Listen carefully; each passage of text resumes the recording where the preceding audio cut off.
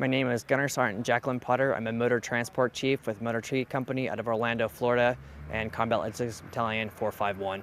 Jaclyn, Jaclyn, and Potter, Potter. I'm here to lead the Marines for Motor T Company. I'm the company gunner sergeant for the Motor Transport Company, ensure that they're taken care of, that they have all they need, and make sure that they're safe in the overall mission execution. Counter with the Norwegians so we can, pair with them and support the infantry battalion up north. Today the Marines are from Motor Transport Company, Combat Logistics Battalion 451 are doing driver training taught by the Norwegians. The Norwegians have come up to help the Marines be able to maneuver in austere conditions. A lot of these Marines are from Florida, so they're not used to driving in the snow and the ice conditions. So learning the capabilities of the vehicles and what they can and cannot do in the ice. So when the actual mission set begins and we begin our resupply up north to support the infantry battalions up north, the Marines will be able to properly employ their vehicles. It's important so the Marines can perform actively safely, so they don't wreck the vehicles, so they know how the capacity and the weight limits and how the vehicles maneuver in icy conditions, so they can drive safely ultimately in the end.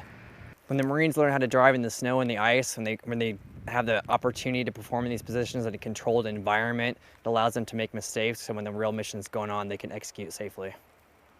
Most important takeaway from the training would be to learn how the vehicles maneuver in the icy conditions. So if the vehicles spin out, the Marines know how to counter steer, how to operate on the ice, know what to do, what not to do, when to brake, etc. So that way they don't wreck the vehicles. Overall safety. Motor transport, we have an array of different vehicles. Out here we'll be using the variations of the 7-ton MK23, MK27, the long bed. We use MRAPs as well. Today we're using the 1151 Humvee variation to execute the training for these Marines.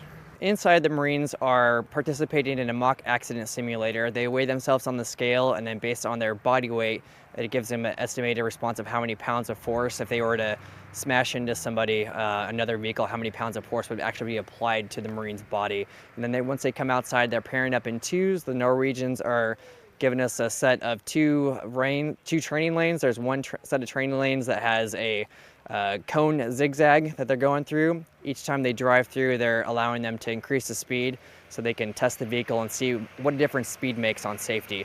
Obviously, the higher the safety, the vehicle is operating, the reaction time is going to be reduced, especially in icy conditions. The second training lane involves a sharp curve where they can easily spin out and hit into a snowbank, so it's allowing them to test out the vehicle and feel what it feels like to slide and have to spin out of the slide.